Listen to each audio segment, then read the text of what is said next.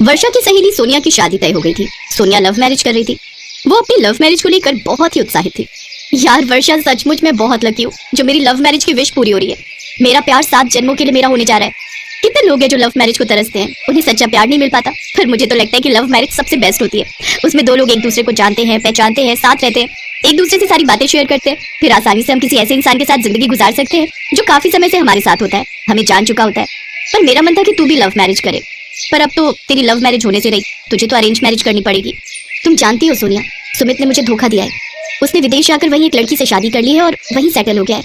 इसी वजह से मेरा प्यार से मन उठ गया है। अब तो मम्मी पापा जहाँ कहेंगे मैं वहीं शादी कर लूंगी। हाँ, अब तो तुझे ना चाहते हुए भी अरेंज मैरिज ही करनी होगी। चल मैं चलती हूँ, मुझे शादी की बहुत सी तैयारी करनी है। वो मुझे साहिल के साथ मार्केट जाना है। सोनिया की लव मैरिज की खुशी उसके चेहरे पर झलक रही थी। वहीं वर्षा थोड़ी उदास थी क्योंकि वो भी लव मैरिज करना चाहती थी, पर जिस लड़के से वो प्यार करती थी उसने साथ नहीं निभाया। अब अरेंज मैरिज को लेकर वर्षा के मन में बहुत से सवाल थे। कुछ दिनों बाद सोनिया की शादी हो जाती है और इधर वर्षा का रिश्ता भी तय हो जाता है।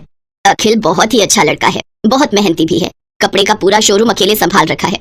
हमारी वर्षा बड़ी किस्मत वाली है जो इतना अच्छा लड़का इसे मिला है। हाँ वो तो है। वैसे पंडित जी बोल रहे हैं 15 दिन बाद ही शादी का शुभ मुहूर्त है, उसके बाद 2 साल तक कोई मुहूर्त नहीं है। अब हमें बहुत जल्दी जल्दी शादी की तैयारी करनी होगी। 15 दिन बाद शादी का सुनकर वर्षा घबरा जाती है क्योंकि वो अखिल को अभी ठीक से मिली भी नहीं थी और ना ही उसकी अखिल से ज्यादा बात हुई थी। अरे यार सॉरी, वो मैं तेरा फोन नहीं उठा पाई। अरे वो साहिल मेरे लिए ब्रेकफास्ट बना रहे थे, बोल रहे थे कि पहले वो खा लो उसके बाद किसी से बात करो। तुम तो जानती ही हो, अब पति प्यार से ब्रेकफास्ट बनाकर खिलाए तो किस बीवी का मन नहीं करेगा शौक से खाने का। वैसे क्या हुआ, तू मुझे फोन कर रही थी, सब ठीक तो है ना? सोनिया, मेरी शादी पक्की हो गई है। 15 दिन बाद मेरी शादी है। क्या? 15 दिन बाद तेरी शादी है? पर तू तो अभी लड़के को जानती भी नहीं है। वैसे तू अखिल से मिली है? बस वही, जब सगाई पक्की करने के लिए आए थे तभी हल्की फुल्की बात हुई थी। हाँ, उनका फोन आया था, बोल रहे थे कि आज कुछ देर के लिए मैं उनके साथ बाहर चलूं तो आज जा रही हूँ। अच्छा ठीक है, अब मैं क्या ही बोलूं, अब तो तुझे अरेंज मैरिज करनी पड़ेगी। देखो क्या होता है। वैसे मेरे हिसाब से तो लव मैरिज ही बढ़िया रहती है। देखने में कितनी खुश हूँ, साहिल मेरा बहुत ख्याल रखते हैं, किसी भी चीज की कमी नहीं होने देते। मेरी नजर में तो लव मैरिज अच्छी है, पर कोई नहीं, तेरी अरेंज हो रही है तो मैं तो यही कहूंगी कि वो भी ठीक रहे। सोनिया की अटपटी सी बातें सुनकर वर्षा और परेशान हो जाती है। उस दिन अखिल उसे सबसे पहले मंदिर ले जाता है, उसके बाद वो एक रेस्टोरेंट में जाते हैं। वैसे तुम्हें खाने में क्या पसंद है? हम ऑर्डर कर देते हैं। जी, आपको जो पसंद है आप मंगा लीजिए, मैं उसी में से थोड़ा ले लूंगी। ओके तो ठीक है, मैं ऑर्डर कर देता हूँ। मैं हैंड वॉश करके आती हूँ। यही लव मैरिज होती तो मेरी पसंद का आता। बताओ तो, दोबारा भी नहीं कहा और झट से ऑर्डर कर दिया, वो भी अपनी पसंद का। वर्षा हाथ धोने चली गई। कुछ देर बाद जब वो लौटी तो वो हैरान थी। खाने की टेबल पर वही सारी डिशेस रखी हुई थी जो वर्षा को पसंद थी। ये सब तो मेरी पसंद का है, क्या आपको भी ये सब पसंद है? आज से पहले तो नहीं था, पर अब तुम्हारी हर पसंद मेरी पसंद होगी। मैंने तुम्हारी मम्मी को कॉल करके पूछ लिया था कि तुम्हें खाने में क्या क्या पसंद है, और मुझे ये भी पता चला है कि तुम्हें वो सॉफ्टी वाली आइसक्रीम बहुत पसंद है। हम रास्ते में वो भी खाएंगे, और हाँ गोलगप्पे भी। वो मैं तुम्हें एक फेमस जगह है वहाँ आके खिलाऊंगा। पर खट्टे पानी वाले। खट्टे पानी वाले, चलो मैं भी 1-2 खा ही लूंगा। वैसे वर्षा, बाकी तुम मुझे अपने बारे में सब कुछ बता दो कि तुम्हें क्या क्या पसंद है और क्या क्या नहीं। वर्षा, मैं चाहता हूँ कि मैं तुम्हें हर तरह से खुश रखूं। मेरी तरफ से तुम्हें कभी कोई कमी ना रहे। तुम तो मेरे लिए बेस्ट वाइफ बनने जा रही हो, मैं तुम्हारे लिए बेस्ट हस्बैंड बनना चाहता हूँ। वर्षा ने सपने में भी नहीं सोचा था कि अखिल उसे इतना प्यार करेगा। उसके मन की सारी टेंशन दूर हो गई। उस दिन वर्षा ने अखिल के साथ बहुत एंजॉय किया। अखिल ने उसे किसी भी बात की कोई कमी नहीं होने दी। शादी की सारी शॉपिंग भी अखिल और वर्षा ने एक साथ की। कुछ ही दिनों बाद उन दोनों की भी शादी हो गई। शादी के बाद वर्षा ने सारे घर की जिम्मेदारियों को अच्छे से संभाल लिया। वो बढ़िया बढ़िया पकवान अपने पति को बनाकर खिलाने लगी, तो वहीं दूसरी तरफ सोनिया खाना बनाना नहीं जानती थी, लेकिन धीरे धीरे उसने भी अपनी सास से खाना बनाना सीख लिया। वर्षा की एक ही कल्चर में शादी होने के नाते वर्षा अपने ससुराल के रीति रिवाज झट से सीख गई। आज की पूजा की सारी तैयारी वर्षा बहू ने की है, इसने मुझे किसी काम को हाथ तक नहीं लगाने दिया। वहीं दूसरी तरफ सोनिया ने इंटरकास्ट मैरिज की थी, जिस वजह से उसे अपने ससुराल वालों के रीति रिवाज सीखने में वक्त लगने लगा, जिससे सोनिया को अपने ससुराल में एडजस्टमेंट करने में वक्त लगता है। एक रोज वर्षा और अखिल एक शादी में गए थे, जहां सोनिया भी साहिल के साथ पहुंचती है, जहां वो देखती है कि पूरी शादी में अखिल वर्षा का खूब ख्याल रख रहा है और उसकी हर फरमाइश पूरी करता है। ये सब देख सोनिया और वर्षा की ये गलतफहमी अब दूर हो गई कि अरेंज मैरिज में हम वो प्यार नहीं पा सकते जो लव मैरिज में पाते हैं। लव मैरिज हो या फिर अरेंज मैरिज, बात आती है अच्छे पार्टनर की। जब लड़का और लड़की दोनों की सोच मिल जाती है तो रिश्तों में प्यार अपने आप ही आ जाता है। बस जरूरत होती है आपसी प्यार और एक दूसरे के दिल की भावनाओं को समझने की। कविता, कविता आजा। अरे काजल तुम? हाँ आजा, मैं कॉलेज ही जा रही हूँ, चल आजा साथ चलते हैं। काजल के बार बार कहने पर कविता उसकी कार में बैठ गई। उस महंगी कार को काजल का ड्राइवर चला रहा था और पीछे काजल और कविता बैठी थी। अरे वाह यार काजल, तेरी गाड़ी तो बहुत शानदार है। हाँ मेरे पापा की है, वो आज फैक्ट्री नहीं गए तो उन्होंने ड्राइवर भैया से कहा कि मुझे कॉलेज छोड़ा है। सही है यार, मैं तो इतनी महंगी कार में पहली बार बैठी हूँ। अरे अब तो बैठते ही रहेंगे, अब तुम मेरी दोस्त बनोगी। काजल और कविता एक ही कॉलेज में पढ़ते थे। अभी 4-5 दिन पहले ही उन्होंने एडमिशन लिया था। धीरे धीरे काजल और कविता बहुत अच्छी सहेलियां बन गई। वैसे काजल बहुत ही अमीर घर से थी। उसके पापा राजीव सिंह कई फैक्ट्रियों के मालिक थे, जबकि कविता बहुत ही साधारण घर से थी। उसके पिता एक छोटे किसान थे, मगर फिर भी उन्होंने पाई पाई जोड़कर कविता का एडमिशन शहर के सबसे अच्छे कॉलेज में कराया था। काजल की अच्छी बात ये थी कि उसे अपनी अमीरी पर घमंड बिल्कुल नहीं था। फिर एक दिन, कविता जरा सुनना।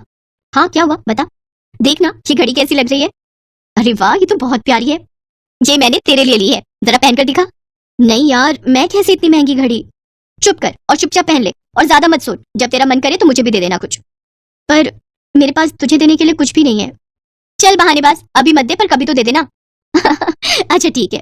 गुजरते वक्त के साथ दोनों की दोस्ती और गहरी होती गई। दोनों का ज्यादातर वक्त एक दूसरे के साथ ही बीतता था। और फिर एक दिन, कविता ये लड़का कौन है यार, इससे पहले तो कभी नहीं देखा इसे। कौन? वो हैंडसम? सच में बड़ा कूल दिखता है यार। उनका नाम आकाश है और वो हमारे सीनियर है पगली। तो क्या हुआ? ओए जरा कंट्रोल में। मैंने सुना है कि बड़ा ब्रह्मचारी टाइप लड़का है, कॉलेज की सारी लड़कियां उस पर फिदा हैं, पर वो किसी को घास नहीं डालता। अच्छा तो तू देख, अब इसकी तपस्या तो काजल नाम की ये अप्सरा ही भंग करेगी। हट बेशर्म कहीं की। आकाश पर काजल का दिल आ गया था। शुरू में उन दोनों में हाय हेलो हुई और फिर धीरे धीरे उनमें प्यार भी हो गया। काजल को उसका प्यार मिला तो कविता बहुत खुश हुई। लेकिन फिर एक दिन, काजल फाइनल रिजल्ट आते ही मैं यूएस चला जाऊंगा। यूएस? पर क्यों? वहाँ मेरी प्लेसमेंट हो गई है और जिस कंपनी ने मुझे हायर किया है वो चाहती है कि मैं पहले यूएस में उनके हेडक्वार्टर में 1 साल काम करूं और सीखूं, और फिर वो मुझे इंडिया वापस भेजेंगे। पर मैं 1 साल कैसे रहूंगी तुम्हारे बिना? कहते हैं सब्र का फल मीठा होता है पगली। अरे तू कब आई? जब तुम दोनों आशिकी फरमा रहे थे। सुन जाने दे आकाश को, वो वहां नहीं जाएंगे तो जॉब कैसे लेंगे? क्यों, मैंने सही कहा ना? बिल्कुल सही। काजल बस 1 साल दे दे मुझे, फिर मैं तुम्हारे पापा से तुम्हारा हाथ मांगने आऊंगा। ठीक 1 महीने बाद आकाश काजल से विदा लेकर विदेश चला गया। काजल उसे याद करती और हसीन सपने बुनती, लेकिन होनी को तो कुछ और ही मंजूर था। अचानक काजल ने कॉलेज आना बंद कर दिया। उसका फोन भी बंद आ रहा था। कविता को उसकी चिंता होने लगी तो एक दिन वो काजल के घर ही पहुंच गई। वहां उसका सामना काजल के पिता राजीव सिंह से हुआ। कौन हो तुम और क्या चाहिए? जी मैं वो काजल की दोस्त हूँ, उसे कुछ नोट्स देने आई थी। नोट्स? उनकी कोई जरूरत नहीं है, अब हो गई काजल की पढ़ाई। पर अभी कैसे, अभी तो लास्ट सेमेस्टर बाकी है ना अंकल। कह दिया ना तो कह दिया, चली जाओ यहाँ से और दोबारा कभी मत आना। कविता को कुछ समझ नहीं आ रहा था। वो उदास होकर वहां से जाने लगी, लेकिन घर के बाहर निकलते ही उसकी तरफ एक कागज की बॉल गिरी। कविता ने उस कागज को खोलकर देखा तो लिखावट काजल की थी। मुझे बचा ली कविता प्लीज। कविता को समझ आ गया था कि कुछ तो गड़बड़ जरूर है, लेकिन उस वक्त वो चुपचाप वहां से चली गई। फिर अगले दिन एक औरत घूंघट ओढ़े और हाथ में झाड़ू लिए काजल के घर में दाखिल हुई। किसी ने उसे अंदर आने से नहीं रोका। असल में घूंघट के अंदर कविता थी, जो काजल के घर में काम करने वाली बाई बनकर आई थी। घर में आते ही उसने काजल को ढूंढना शुरू कर दिया और जैसे तैसे वो काजल के कमरे तक पहुंची गई। लेकिन कमरे का नजारा देखकर कविता हैरान रह गई। काजल का मुंह और हाथ पैर बंधे हुए थे। काजल ये सब क्या है? किसने किया ये? कविता तू आ गई, भगवान का शुक्र है। कविता मेरे पापा ने मेरा सौदा कर दिया है। तू तो जानती है ना कि मैं और आकाश एक दूसरे से कितना प्यार करते हैं, पर मेरे पापा अपने बिजनेस पार्टनर से मेरी शादी कराना चाहते हैं। वो 55 साल का बुड्ढा है, उसने अपनी पहली पत्नी को मार दिया था और वो मुझे भी मार देगा। हैं? पर तेरे पापा वो ऐसा कैसे कर सकते हैं तेरे साथ? उन्होंने उस बुड्ढे से बहुत बड़ा लोन लिया था जिसे वो चुका नहीं पाए, और पैसों के बदले अब वो मुझे सौंपने वाले उस बुड्ढे को।